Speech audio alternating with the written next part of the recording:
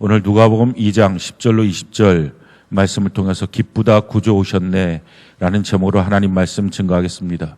오늘 우리가 성탄절 예배로 이렇게 성탄 축하 감사 예배로 하나님께 예배를 드리고 있습니다. 첫 번째 크리스마스 날 예수님이 태어나신 그날에 성탄 축하를 하기 위해서 왔던 무리들은 크게 성경을 보면 두 무리가 있습니다. 마태복음 2장에 있는 동방박사의 무리가 있고 또 오늘 본문에 있는 목자들의 무리가 있습니다. 동방박사들은 이렇게 예수님의 탄생 앞에 별을 보고 그렇게 찾아와서 경배를 합니다. 마태복음 2장 11절 같이 한번 한 목소리 한번 읽어볼까요? 시작. 집에 들어가 아기와 그의 어머니 마리아가 함께 있는 것을 보고 엎드려 아기께 경배하고 보배압을 열어 황금과 유황과 모략을 예물로 드리니라.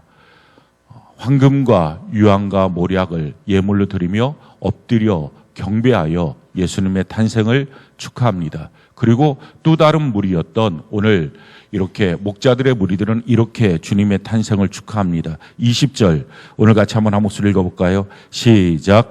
목자들은 자기들에게 이르던 바와 같이 듣고 본 그 모든 것으로 인하여 하나님께 영광을 돌리고 찬송하며 돌아가니라. 하나님께 영광을 돌리고 찬송하며 춤추며 돌아가는 그 모습을 보게 됩니다. 그러니까 첫 번째 크리스마스 날 예수님의 탄생 앞에 동방박사들은 황금과 유황과 모략의 예물을 드리고 엎드려 경배하는 최고의 경배로 예수님의 탄생을 축하했고 또 목자들은 춤추며 찬양하며 그렇게 축하를 합니다. 지금 마찬가지입니다. 우리 교회도 이와 같이 우리가 하나님께 준비한 귀한 예물을 갖고 하나님 앞에 엎드려 경배하며 예배를 드리고 주님을 축하합니다. 또 우리 교회 학교 학생들이 이렇게 춤추며 또 찬양하며 또 하나님 앞에 경배하고 찬양합니다. 그래서 우리 교회 학교 학생들이 오늘 이처럼 공연을 하는 것은 부모 세대들이 보라고 하는 것이 아닙니다. 그래서 여러분들이 관람하려고 하지 마십시오. 얼마나 우리 아이 잘하나 그거 절대 아닙니다. 이들이 예수님의 탄생을 축하하며 예수님 앞에 그 기쁨으로 성탄을 찬양하며 감사하며 지금 드려지는 것입니다. 아마 어떤 학생들은 왜 우리들이 율동하고 춤추며 재롱잔치 또는 학예 같은 일들을 하느냐, 이거는 착각입니다. 목자들이 그렇게 주님의 탄생 앞에 기뻐했던 것처럼 동일하게 하는 것이고, 왜 성탄절날 우리가 예물을 드리고 이렇게 모여서 예배를 드리냐, 동방박사들이 했던 것처럼 예물을 드리고 주 앞에 엎드려 경배하는 이 예배 시간을 우리가 갖게 되는 것입니다. 그러나 가장 중요한 것은 이 모든 이들이 다 주님 앞에 기쁨으로 왔다는 것입니다. 별을 쫓아서 기쁨으로 동방박사들이 오고 또 마찬가지로 목자들도 기쁨으로 주님 앞에 왔습니다. 예수님의 탄생에 대해서 천사들은 말합니다. 너희들에게 미치는 큰 기쁨의 좋은 소식이다 라고 말합니다. 왜 예수님의 탄생이 우리에게 큰 기쁨의 좋은 소식일까요? 정말 우리 각자에게 그것이 큰 기쁨일까요? 아니, 더 정확하게 말하면 왜 예수님을 믿어야 할까요? 교회 나오는 것까지는 어떤 종교성을 갖고 자기 마음에 정화를 하기 위한 또 위안을 받기 위한 차원에서 나올 수 있다 할지라도 왜 반드시 예수님을 믿어야 할까요? 지금까지 안 믿고 살았어도 별 문제 없었는데 또 앞으로도 안 믿어도 큰 문제가 있을 것 같지 않은데 왜 예수를 믿어야 할까요? 왜 예수님이 오신 것이 그렇게 큰 기쁨의 좋은 소식일까요? 오늘 성경이 이렇게 말하죠. 10절에 보니까 천사가 이르되 무서워하지 말라. 보라, 내가 온 백성에게 미칠 큰 기쁨의 좋은 소식을 너희에게 전하노라. 그러기에 성탄절은 큰 기쁨의 좋은 소식입니다. 근데 문제는 오늘 성탄 예배를 드리고 있는 세상 사람들이야 말할 것도 없지만 성탄 예배를 드리고 있는 여러분들 각자가 정말 큰 기쁨의 좋은 소식이다 라고 자기 자신이 믿고 인정하고 있느냐, 아니면 그냥 예배 오니까 오는 거고 그리스도인이니까 성탄절에 오는 거지 하는 마음으로 지금 이 시간 이 자리에 앉아 있느냐 하는 것입니다. 왜 큰 기쁨의 좋은 소식이라고 말합니까? 11절에 오늘 다윗의 동네에 너희를 위하여 구주가 나셨으니 곧 그리스도 주시니라. 나를 위하여 구주가 나셨다. 구세주가 나셨다. 이것이 큰 기쁨의 좋은 소식이다 라고 말합니다. 자, 그렇다면 우리에게 구원자가 필요할까요? 지금 우리에게 구원자가 필요해서 그 구원자가 오셨다는 것이 그냥 작은 기쁨이 아니라 흥겨운 전도가 아니라 정말 큰 기쁨의 좋은 소식일까요?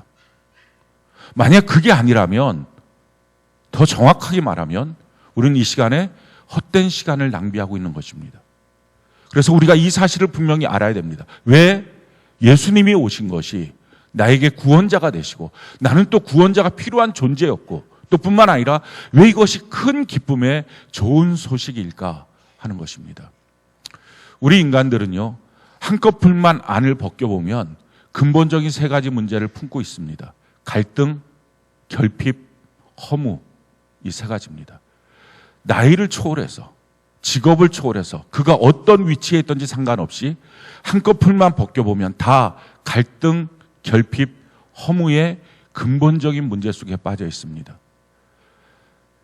아무리 사랑하는 가정 안에서도 갈등이 있습니다. 뿐만 아니라 학교에 가면 공부가 문제가 아니라 친구들과의 갈등이 문제입니다. 회사에 가도 이 갈등이 문제입니다. 우리가 갈등이 없는 곳에 살아본 적이 있나요? 사람은 근본적으로 사람끼리의 갈등이 항상 존재합니다. 그래서 언제든지 우리들은 그 갈등 속에 싸우거나 갈등 속에 피하거나 갈등 속에 이기기 위해서 무엇인가를 노력하며 삽니다. 그렇다고 해서 이 갈등의 문제가 해결되지는 않습니다. 두 번째, 결핍입니다. 무엇인가 하려고 하면 항상 뭔가가 부족합니다. 100% 채워진 적이 한 번도 없습니다. 내가 원하는 그 무엇인가를 얻고자 해도 채워진 적이 없는 것입니다. 뿐만 아니라 우리의 삶 속에 허무함이 있습니다. 뭔가 도달했다 할지라도 만족이 있습니까? 충분합니까? 그렇지가 않습니다. 마음이 뭔가 텅 빈 것 같은, 내가 이것 때문에 이렇게까지 노력을 했어야 했을까? 그 시간을 들였어야 했을까? 이런 가치가 있었을까? 이 생각들이 항상 끊임없이 있습니다. 이것은 지금 우리 세대만 있는 문제가 아니라 이거는 사람들이 만들어진 그때부터, 사람들이 하나님으로부터 벗어나서 죄를 짓고 타락한 그때부터 지금까지 계속적으로 있었던 문제입니다. 아담과 하와가 하나님과의 관계에서 범죄하고 하나님을 떠나고 난 다음에 나타난 첫 번째 현상, 그것은 갈등입니다. 아담과 하와 둘밖에 없었는데요, 처음에 만났을 때 아담과 하와는 이는 내 뼈 중에 뼈요 살 중에 살이라, 가장 나에게 친밀한 사람, 가장 나에게 귀한 사람이라고 생각했습니다. 근데 죄가 들어오니까, 하나님과 분리되니까, 죄라고 하는 것은 하나님과의 분리인데, 분리되니까 나타난 첫 번째 현상이 내가 이 여자 때문에 선악과를 먹었습니다. 이 여자 때문에 내가 망한 것입니다. 라고 말합니다. 거기서 한 걸음 더 나가서 그 아담과 하와의 관계 속에 너는 남편을 원하고, 근데 남편은 너를 다스릴 것이다. 부부 간의 갈등에 대해서 말합니다. 너가 고통하면서 아이를 낳고 키울 것이다. 부모와 자녀 간의 갈등을 말합니다. 가장 근원적인 관계인 가정 안에서의 갈등이 끊임없이 있을 것이다. 가정에도 갈등이 있는데 어떻게 친구 간의 갈등이 없겠어요? 어떻게 해서 우리가 만나는 사회 속의 갈등이 없겠어요? 끊임없는 그 갈등이 우리 인생의 근본적인 문제입니다. 그 다음에 결핍이죠. 하나님 말씀합니다. 너가 땅에서 열심히 땀을 흘리며 노동해야 간신히 먹는다. 채워지지 않는 것입니다. 저절로 먹고 저절로 사는 길은 없다는 것입니다. 끊임없이 무엇인가 결핍한 것입니다. 평생 뭔가를 해야 먹고 사는 것. 그래서 사람들이 꿈이 뭡니까? 아무것도 안 해도 먹고 살 수 있는 길. 그 길은 없습니다. 세 번째는요, 허무입니다. 너는 흙이니 흙으로 돌아갈지어다. 이것이 모든 사람들이 갖고 있는 근본적인 문제입니다. 한꺼풀만 벗겨보면 그 안에 그 문제가 없는 가정, 그 문제가 없는 사람 한 명도 없습니다. 이것이 죄의 문제예요. 성경은 우리에게 이와 같이 말하죠. 예레미야 2장 13절 19절 우리 같이 한번 목소리 읽어볼까요? 시작. 내 백성이 두 가지 악을 행하였나니 곧 그들이 생수의 근원되는 나를 버린 것과 스스로 웅덩이를 판 것인데 그것은 그 물을 가두지 못할 터진 웅덩이들이니라.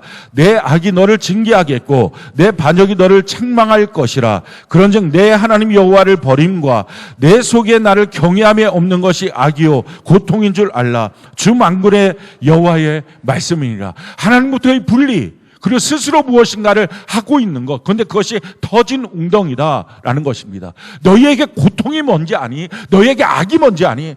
다른 사람이 고통이 아니라, 내가 지금 돈이 없는 게 고통이 아니라 여호와 하나님을 떠나고 하나님을 경외함이 없는 것이 고통이다. 그게 죄의 문제라는 것입니다.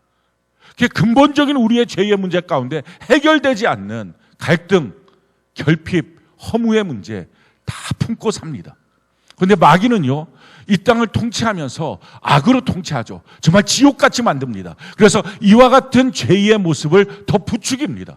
어떻게 부추깁니까? 에베소서 2장 1절로 3절 우리 같이 한번 읽어볼까요? 시작. 그는 허물과 죄로 죽었던 너희를 살리셨도다. 그때 너희는 그 가운데서 행하여 이 세상 풍조를 따르고 공중의 권세 잡은 자를 따랐으니 곧 지금 불순종의 아들들 가운데서 역사하는 영이라. 전에는 우리도 다 그 가운데서 우리 육체의 욕심을 따라 지내며 육체와 마음에 원하는 것을 하여 다른 이들과 같이 본질상 진노의 자녀이었더니. 마귀가 어떻게 부추깁니까? 세상 풍조를 갖다 놓고, 야, 이거 너무 좋아 보이잖아. 선악과를 보면서 다 좋아 보였던 것처럼, 야, 지혜롭게 하고 탐스럽고 먹을만하고 너무 멋있다, 그렇게 보여지는 것처럼 세상 풍조를 갖다 놓고 우리의 눈을 현혹시키고 우리의 마음을 다 뒤바꿔 놓고 그리로 달려가게 합니다. 그러면서 이렇게 부추기죠. 너가 마음과 육체가 원하는 대로 해. 그게 자유야. 그 길로 달려가. 끊임없이 말하는 게 뭡니까? 너 자유야. 너가 하고 싶은 대로 해. 저 사람들 봐봐. 자기가 하고 싶은 대로 하니까 저렇게 행복하게 나와서 웃고 있잖아. 너 그렇게 해봐. 마음과 육체가 원하는 대로 달려가지만 그것은 본질상 진노의 자녀이었다라는 것입니다. 해결이 안 되는 거예요. 그렇게 웃고 있었던 어떤 사람, 얼마 후에 신문을 보면 마약 중독.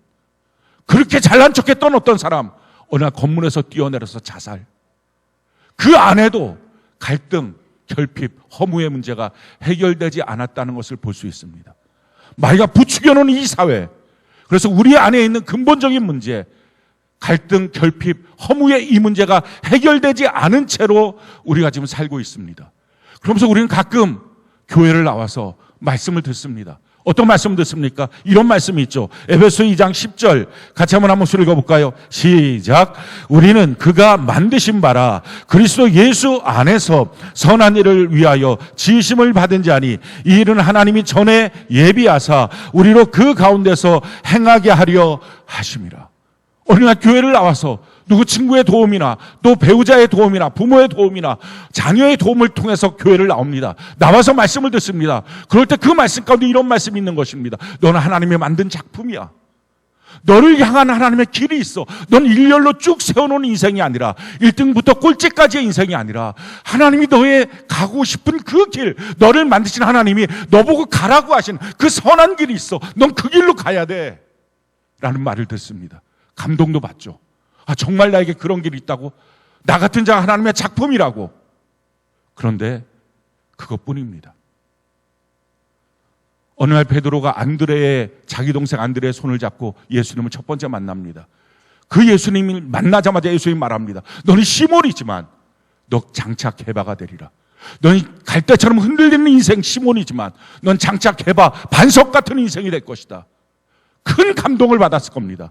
나 같은 사람이 그런 삶을, 어떻게 저분은 나를 알고 계시지? 너무 놀랍다.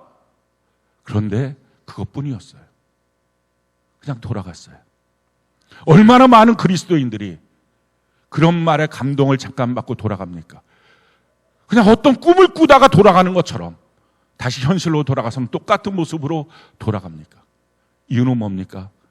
어떤 말 몇 마디를 듣고 감동받는 게 아니라 실제로 우리 인생이 변화되기 위해서, 근본적인 내 안에 있는 이 갈등, 결핍, 허무의 문제가 해결되기 위해서, 다른 말로 말하면 죄로 말미암은 이 결과물들이 해결되기 위해서는 나의 죄를 완전히 속량하신 예수님을 만나야만 합니다.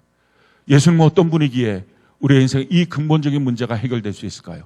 성경은 예수님이 스스로 자기 자신에 대해서 이렇게 말씀합니다. 요한복음 14장 6절 같이 한번 한 목소리 읽어볼까요? 요한복음 14장 6절 같이 한 목소리 시작. 예수께서 이르시되 내가 곧 길이요 진리요 생명이니 나로 말미암지 않고는 아버지께로 올 자가 없느니라. 길 대신 예수님, 그분을 만나면 우리 인생의 허무의 문제가 해결됩니다. 어디로 가는지를 아는 거예요. 내 인생의 목적지가 뭔지를 아는 거예요.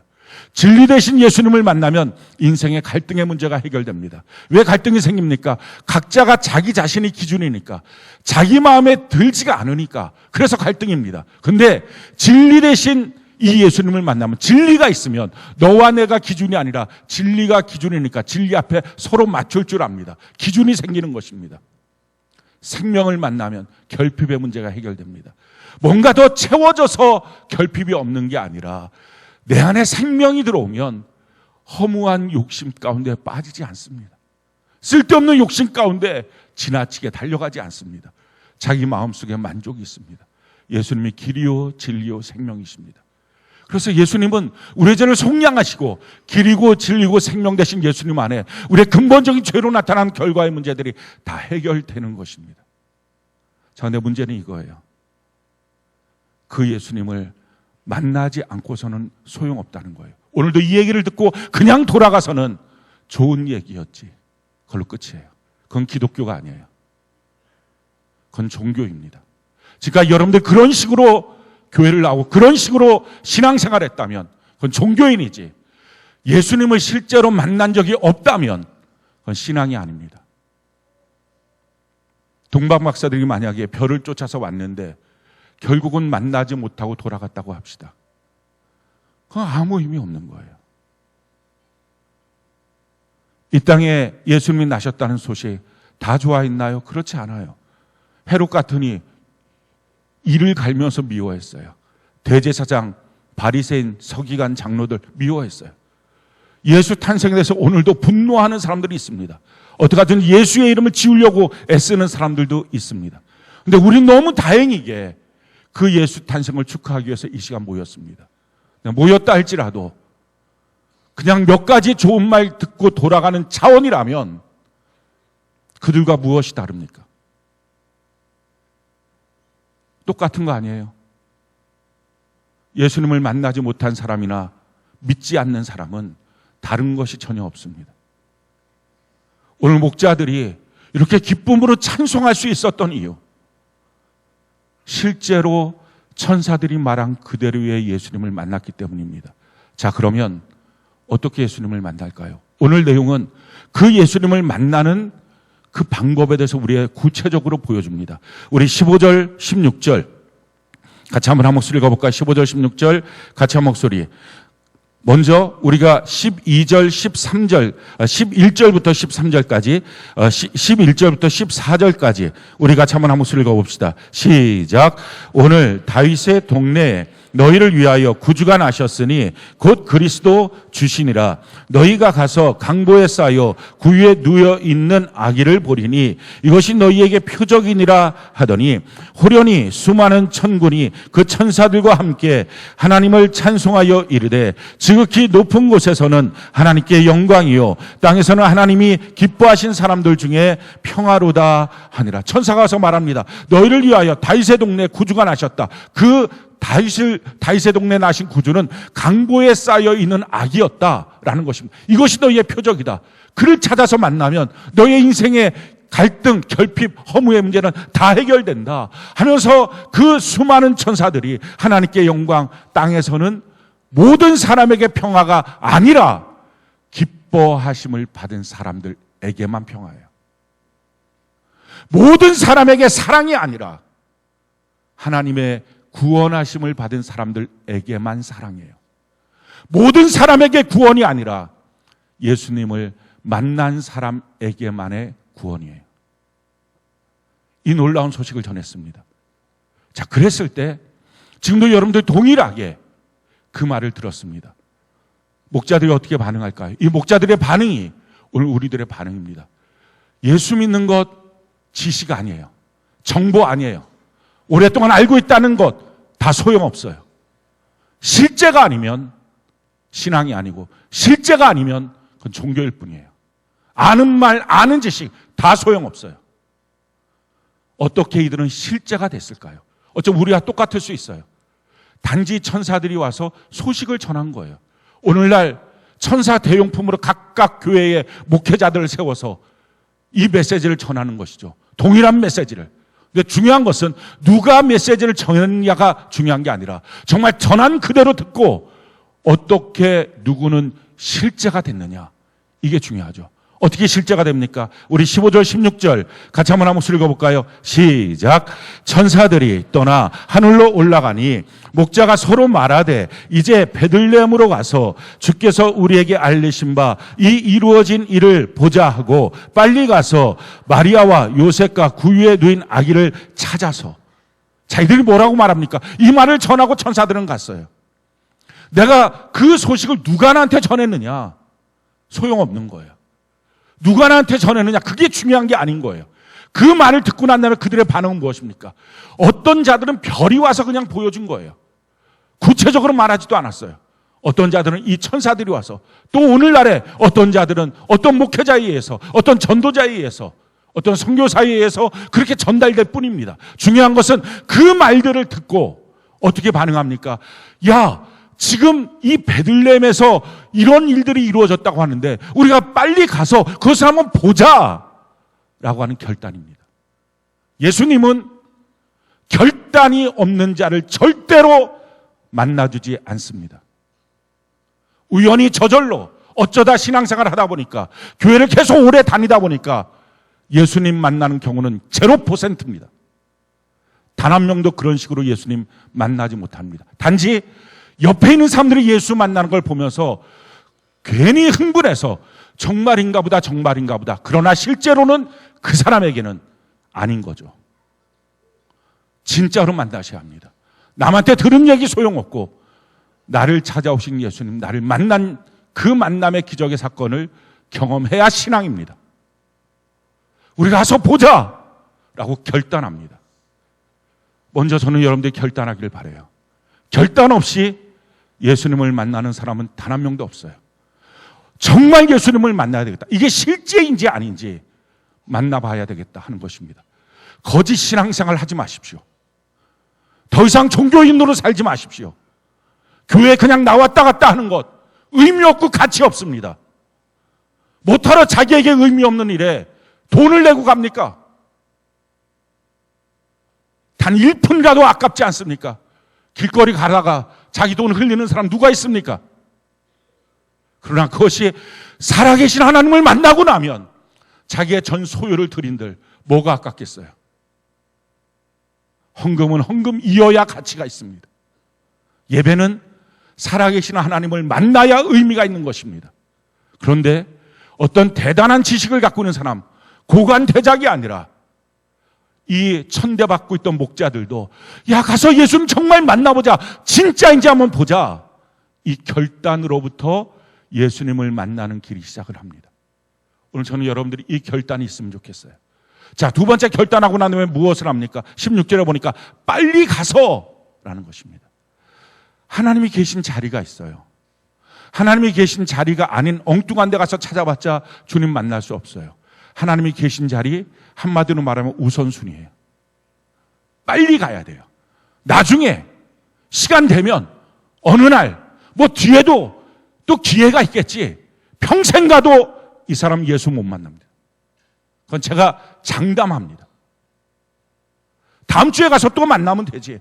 평생 가도 그 사람은 다음 주. 그러나 어느 날 죽음 앞에 서서 문득 예수님 앞에, 그 심판문 앞에 서게 될 것입니다.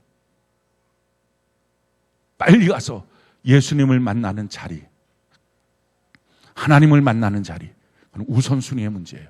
성경은 우리에게 이렇게 말합니다. 시편 16편 8절로 11절 우리 같이 한번 한 목소리 읽어볼까요? 시작. 내가 여호와를 항상 내 앞에 모심이요 그가 나의 오른쪽에 계심으로 내가 흔들리지 아니하리로다. 이러므로 나의 마음이 기쁘고 나의 영도 즐거워하며 내 영도 안전히 살리니 이는 주께서 내 영혼을 소홀히 버리지 아니하시며 주의 거룩한 자를 멸망시키지 않으실 것임이니이다. 주께 생명의 길을 내게 보이시리니 주의 앞에는 충만한 기쁨이 있고 주의 오른쪽에는 영원한 즐거움이 있나이다. 내가 여호와를 항상 내 앞에 모셨더니 여호와가 계시는 자리가 있어요. 내가 갈 테니까 천천히 따라오세요.